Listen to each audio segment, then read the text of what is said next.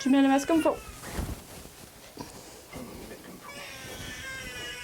Pierre-Luc est fauché. Pierre-Luc is a little baby who, from the time he was born, it was recognized that he has no immune system.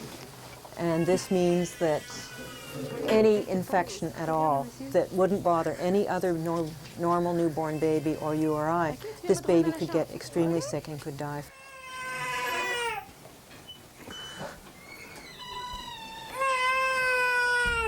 Intensive care for newborns at the Montreal Children's Hospital.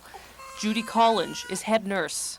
So now he is in on what you might call protective care, in that we have him on isolation, trying to prevent any infective organisms reaching him until in some way he can develop an immune system.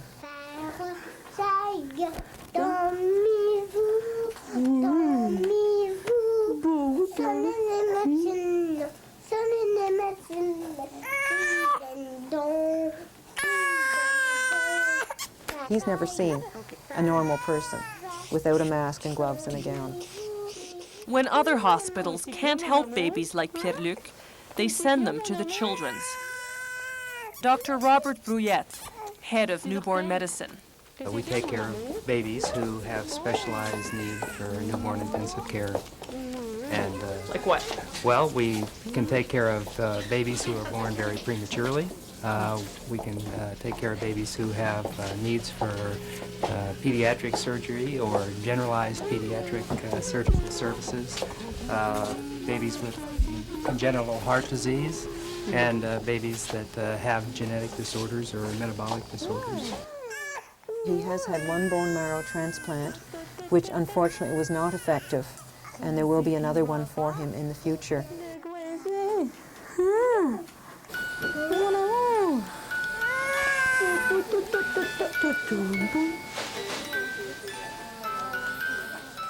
My daughter have the doctor said a permanent problem.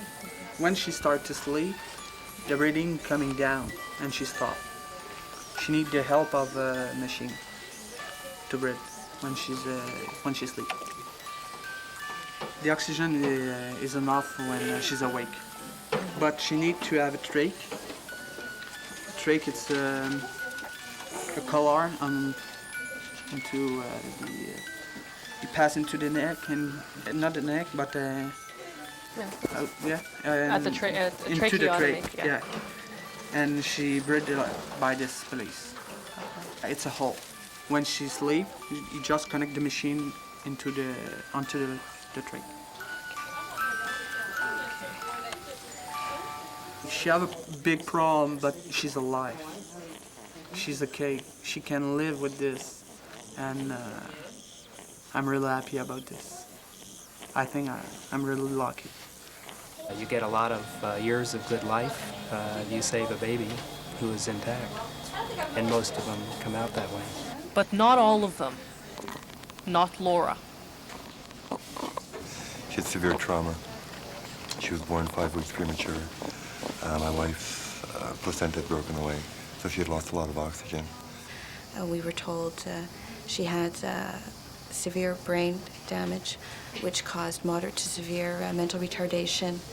Her ability to move would be as a cerebral palsy child. Her hearing had been impaired, her eyesight, and she has no gag reflex, which means she cannot swallow. So she cannot be fed as a normal child would be. She has to have a tube to feed her.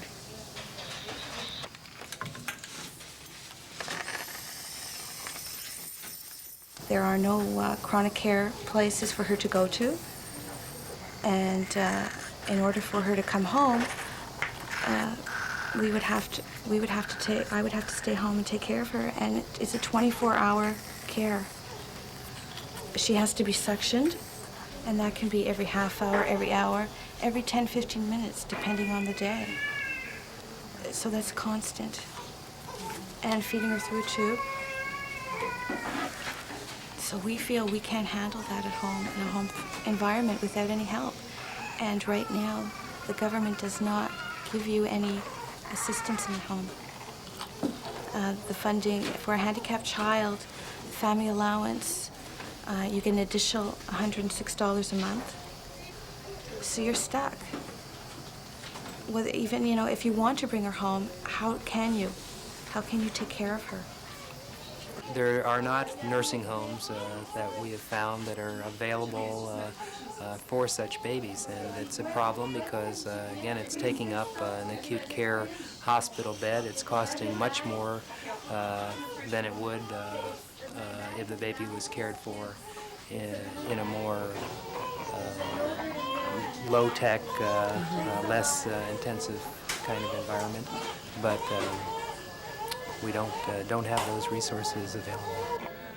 I think it's not only frustrating, I think it's very unfair, because on one side you want to do everything you possibly can for the baby and for the family, and yet you know that as you're doing this, once the baby leaves the hospital, the community, whoever, you know, community sort of like that, community government, whoever, may not be doing everything that needs to be done outside the hospital.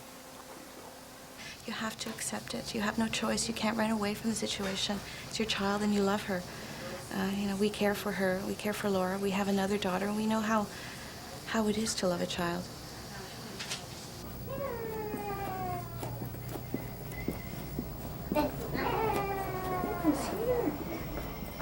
We've brought her to see Laura, and I had Laura in my arms, and Ashley sat on my lap, and Ashley sang lullabies to Laura. She knows she has a little sister.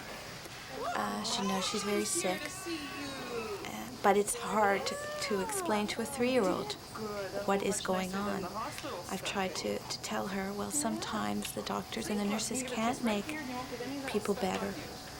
So, yeah, slowly try to get her to understand that Laura is not coming home.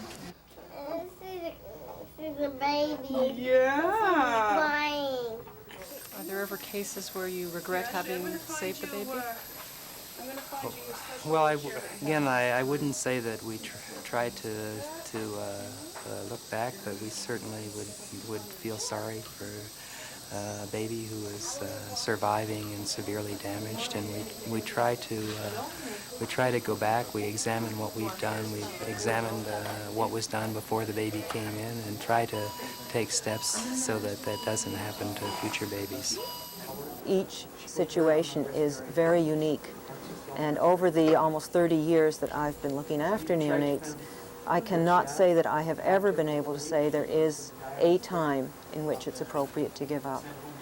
Unfortunately, 15% of the babies are not able to survive, and this is, of course, the downside of intensive care units. Yeah, you see a lot of sad cases, but you see a lot of good endings too.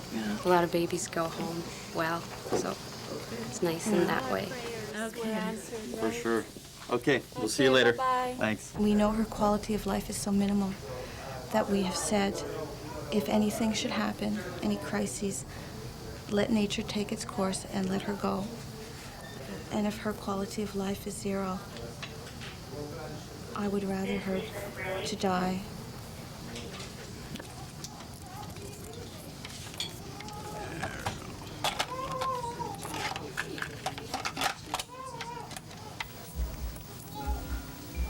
What are you doing now? I always play her music tape for her.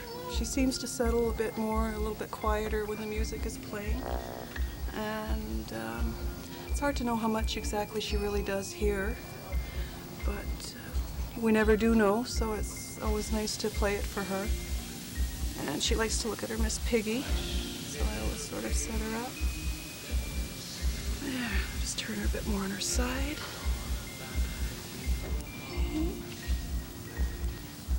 There. She's a very good baby to look after. You get to know her moods. A lot of people like looking after her.